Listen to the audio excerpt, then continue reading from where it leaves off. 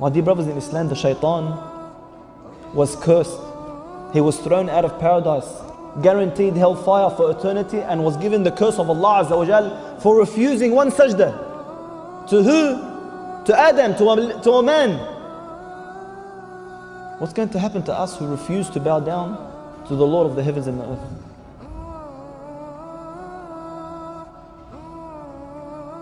The shaitan cries every single time we go into sujood. He cries. That Bani Adam was ordered to make sujood and he made sujood. And I was ordered to make sujood and I refused.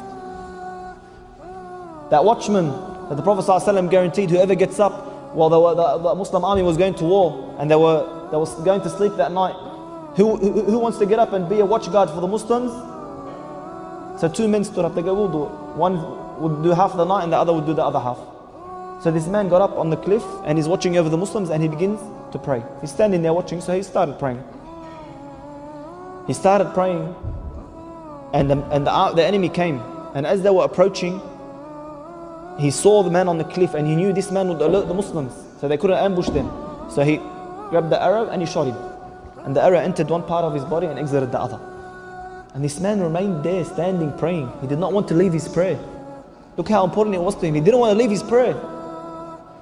We took some of the shababs a few weeks ago to skirmish paintball. Little paintball just hits you, it stings. You should see them run, and it's killing, and they're rolling on the floor in pain. This man took an arrow in one part of his body and out the other, and he didn't move.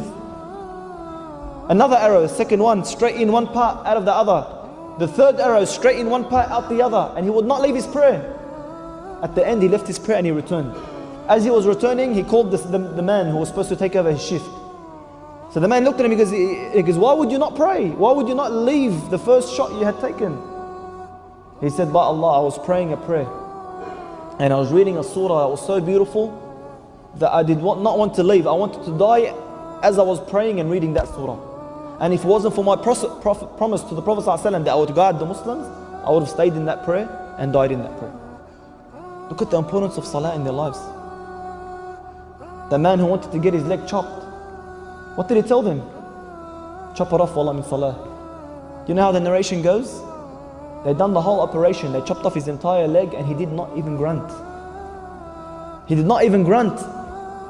Imam Bukhari radiallahu anhu. Imam Bukhari, the one who the scholars claim that the most sahih, the most correct, the most authentic book after the Quran is Sahih Bukhari. Not a household doesn't have this book.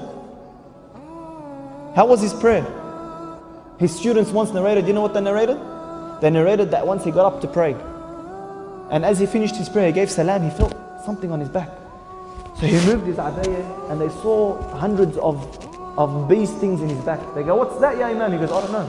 He prayed his entire prayer, a whole hive or whatever of bees attacked him, and he didn't even feel it, he didn't even know what had happened until after he finished his prayer. Is this our prayer? Is this how our prayer is? Ali radiallahu anhu, look, why was he at such a great status? Very simple. One day he was praying and the house around him began to burn. He was in a house fire.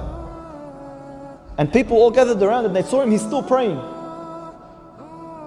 And then they called out to him, Ya Ali, the house is burning, Ya Ali, the house is burning, and he didn't listen. At the end of the prayer, he gave salam and he walked out. They go, Ya Ali, didn't you hear us calling out to you that the prayer is burnt? The house is burning? He replied, can you hear what you're praying? Can you actually hear others or hear things while you're praying? He couldn't understand, how could that be? Is that the true value of salah in our lives? Seriously. Do we have that khushu'?